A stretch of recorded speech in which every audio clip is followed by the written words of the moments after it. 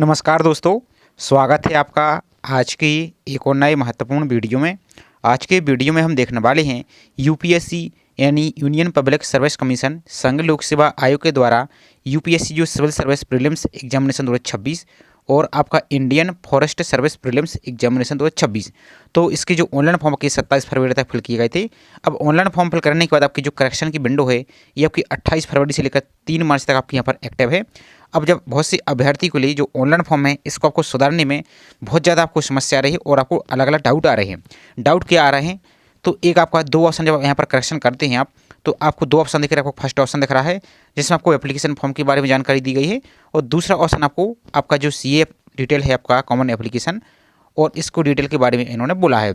तो अब यहाँ पर आपको बहुत सारी यहाँ पर आप गलती भी कर रहे हैं। तो आज की वीडियो में यही पूरे डाउट हम यहाँ पर क्लियर करने वाले हैं कि कौन से ऑप्शन को सिलेक्ट करने के बाद आपको कौन कौन सी जानकारी उसमें आप सुधार पाएंगे, और इस ऑप्शन को सिलेक्ट करने के बाद कौन सी जानकारी इसमें आप एडिट नहीं कर पाएंगे। तो सभी जानकारी इस वीडियो में हम देखने वाले हैं।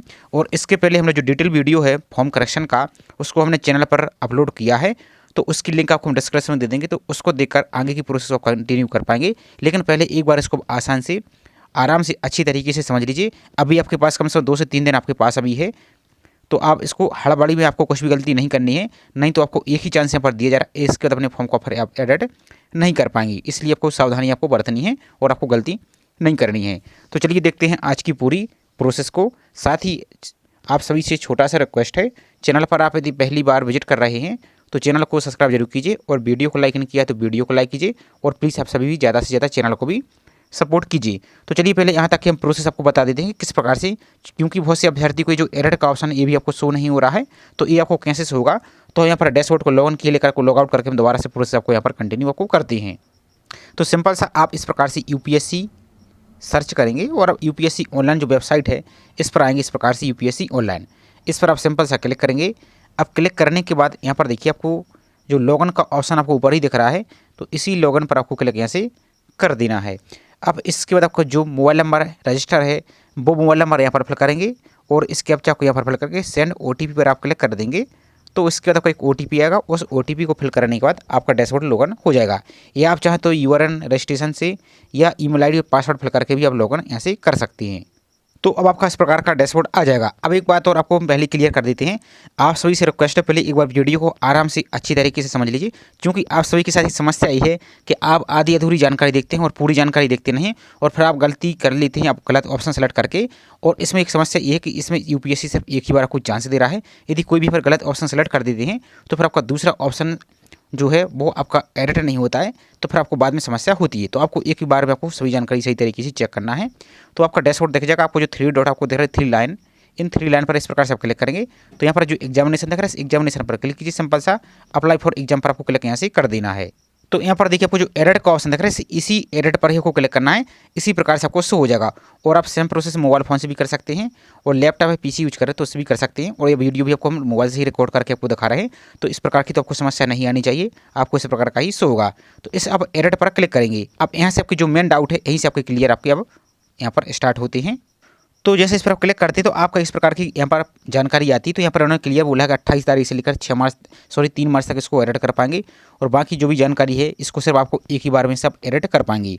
और आपकी जो जानकारी है जब तक आप यहाँ पर पूरा फॉर्म की जो कंप्लीट टैब है इसको कंप्लीट नहीं करते हैं, तो आप फॉर्म यदि बीच को छोड़ देते हैं तो आपका फॉर्म एडिट नहीं माना जाएगा। जो आपने स्टार्ट में फिल किया था वही आपका फॉर्म यहाँ पर जानकारी मानी जाएगी। तो ये तो जानकारी जब इसके बाद जब प्रोसीड पर क्लिक करते हैं, अब यहाँ पर देखिए मेन, तो इसके बाद आपको इस प्रकार की एक ऑप्शन फर्स्ट ऑप्शन दिख रहा है। अब यहाँ पर दोनों को आपको समझ लेना, पहले आपको इसी में गलती कर रहे हैं बहुत सारे अभ्यर्थी। और इसके पहले जो हमने वीडियो को डिटेल में प्रोवाइड किया था उसमें भी आपको बार बार यही बोला था, लेकिन पता नहीं आप क्या करते हैं, फिर भी आपने गलती कर ली है। अब जो इस ऑप्शन को सिलेक्ट करते ध्यान से देख लीजिए, पहले आपको एक इस प्रकार का ऑप्शन दिख रहा है जिसमें आपको दिख रहा है एडिट सीएसपी यानी सिविल सर्विस प्रीलिम्स और आपका Indian forest service prelims specific application details. तो इस वाले ऑप्शन को यदि आप टिक करते हैं इस प्रकार से जिसमें अभी टिक है, तो इसमें कौन सी जानकारी आप एडिट कर पाएंगे। तो ध्यान से देख लीजिए आप कौन कौन सी जानकारी एडिट होगी। आपकी जो एजुकेशन क्वालिफिकेशन डिटेल्स है ये आपकी सुधर जाएगी। आपका प्रीलिम्स एग्जामिनेशन डिटेल्स ये आपका सुधर जाएगा। इसी में आपका एग्जाम सेंटर भी चेंज हो जाएगा। इसका civil service mains examination details, तो जो मेंस का जैसे आपका ऑप्शनल सब्जेक्ट है, आपका लैंग्वेज है, इनको भी एडिट कर पाएंगे। इसके अलावा Indian forest service mains examination details, तो आपका जो फॉरेस्ट सर्विस है इसका भी मेंस की डिटेल्स भी एडिट आप कर सकते हैं। और इसमें यदि मान लीजिए आपने क्या हुआ है कि सिर्फ अपने सिविल सर्विस के लिए टिक किया है और आप बाद में फॉरेस्ट सर्विस के लिए अप्लाई करना चाहती हैं तो इसको भी आप चेंज टिक कर सकती है, इससे ज़्यादा पोस्ट भी, और यदि ज़्यादा टिक कर दिया तो कम भी यहाँ से कर सकती है, आपका काम हो जाएगा। इसके अलावा जो OBC और EWS एनेक्जर है, अब इसमें आपकी कैटेगरी चेंज नहीं होगी, इस बात का भी ध्यान रखना है आपको, आगे आके इसके प्रोसेस भी बताएंगे आपको। तो इसमें सिर्फ आपकी एनेक्जर चेंज होगा OBC का और आपका जो EWS, इसके अलावा जो कि सोशियो इकोनॉमिक क्वेश्चन है आपके, ये भी आपकी चेंज हो जाएंगी।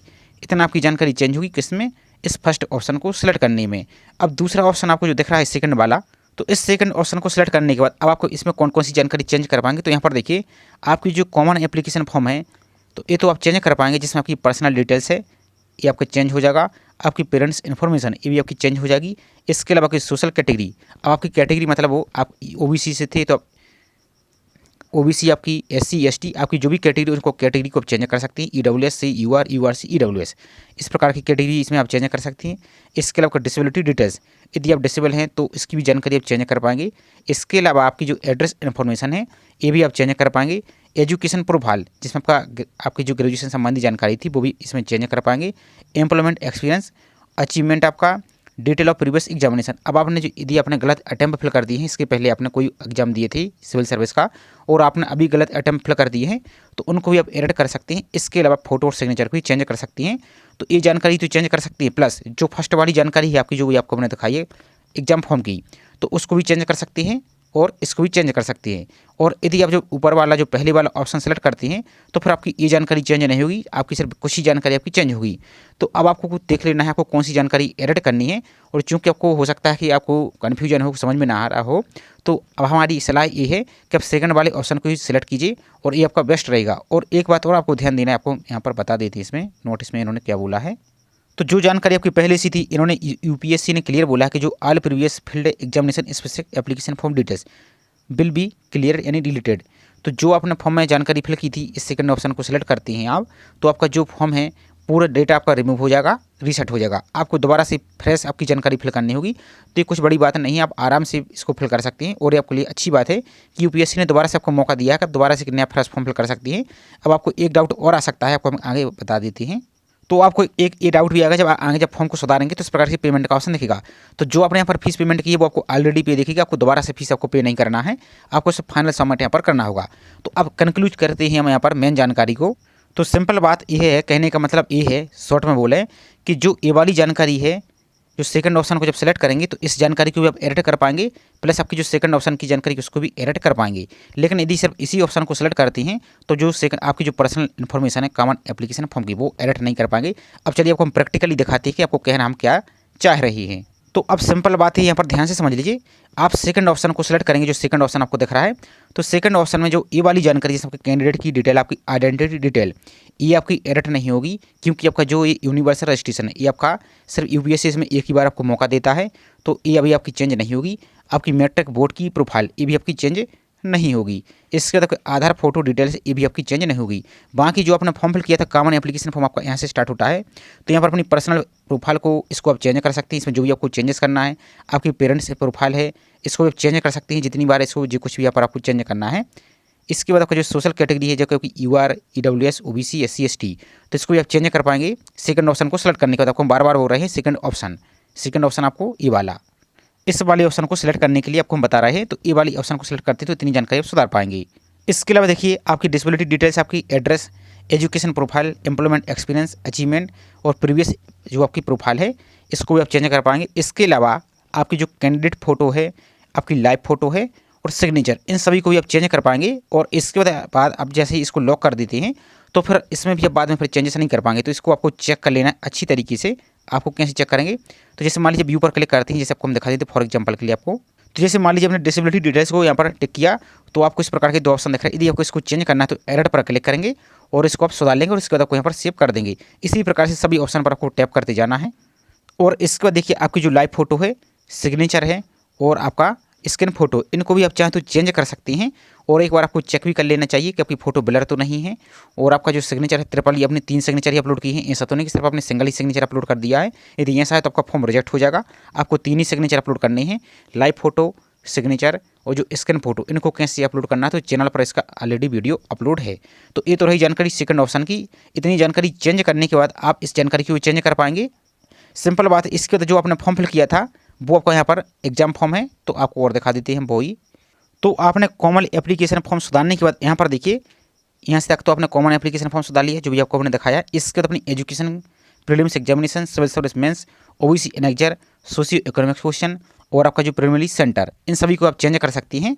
आपको यहाँ पर भी हम दिखा देते हैं कैसे। तो इसके बाद देखिए जो एजुकेशन क्वालिफिकेशन डिटेल्स है, यदि इसको कोई चेंजेस करना है तो एडिट डाटा पर क्लिक करेंगे, इसको आप सुधार सकती हैं। अब चूंकि हमने पहले ही इसको सुधार लिया है, इसके पहले मैंने आपको वीडियो प्रोवाइड किया था, उसमें हमने सभी जानकारी आपको क्लियर कर दी थी।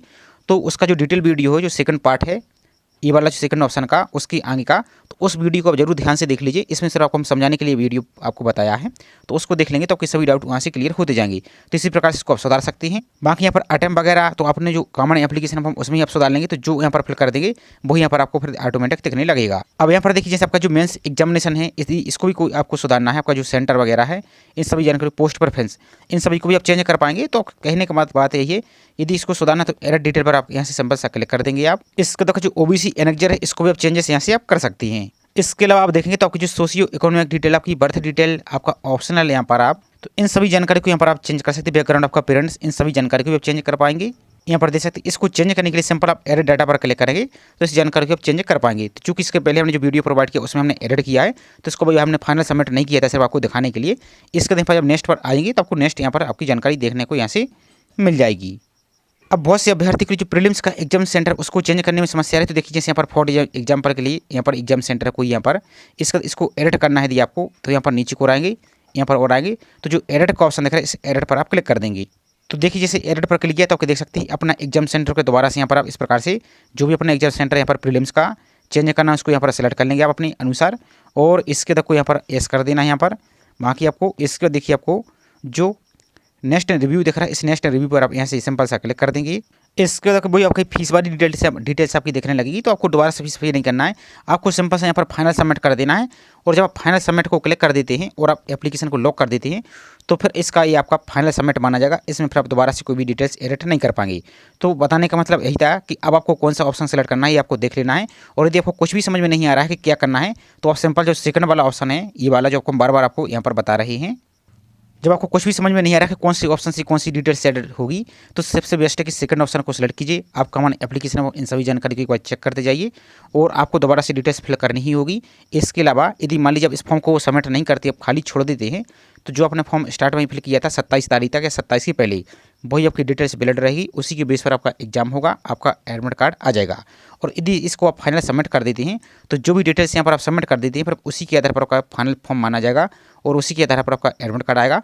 तो आपको यदि आप इसको एडिट कर रहे हैं तो आपको गलती नहीं करनी है, नहीं तो फिर बाद में आपको समस्या होगी। आपको एक बार चेक कर लेना है, चेक करने के बाद आपको फॉर्म को सबमिट करना है। और कोई भी यहाँ पर जब टैब को कंप्लीट कर देते हैं आप, तो लॉक करने से पहले एक बार उसको सही तरीके से रिव्यू कर लीजिए और उसके बाद ही फॉर्म को आप सबमिट कीजिए। तो ये हमारी पूरी कोशिश थी कि आपको एक बार और दोबारा से सही तरीके से दोबारा से वीडियो के माध्यम से आपको सभी डाउट क्लियर किए जाएं। अब उम्मीद करते हैं कि आप इसमें आप गलती नहीं करेंगे। बाकी आपको फिर भी कोई समस्या है तो बेझिझक कमेंट करके आप पूछ सकते हैं। और आपको फॉर्म सुधारने में कोई समस्या आ रही है तो यूपीएससी के जो हेल्पलाइन नंबर है और ईमेल, इन पर भी आप कॉन्टैक्ट कर सकते हैं। तो यहाँ पर देखेंगे ये ईमेल आईडी दी गई है यूपीएससी की, इस पर कांटेक्ट कर सकते हैं और ये हेल्पलाइन नंबर दिया गया है। तो ये सब आपने समझाने के लिए आपको बताया है। बाकी इसका जो डिटेल प्रोसेस का वीडियो है उसकी लिंक आपको डिस्क्रिप्शन में दे दी, हमने इसका वीडियो कल ही आपको प्रोवाइड किया था, तो उसको आप जरूर देखिए एक बार। उसमें आपको एक एक जानकारी हमने स्टेप बाय स्टेप आपको बताई। इस सब आपको समझाने के लिए हमने यहाँ पर शॉर्ट में आपको टेप बाय टेप आपको यहाँ पर क्लिक करके बताया है। तो आई होप आपके सभी डाउट क्लियर हो चुके होंगे और अब आप यहाँ पर कोई भी गलती नहीं करेंगे।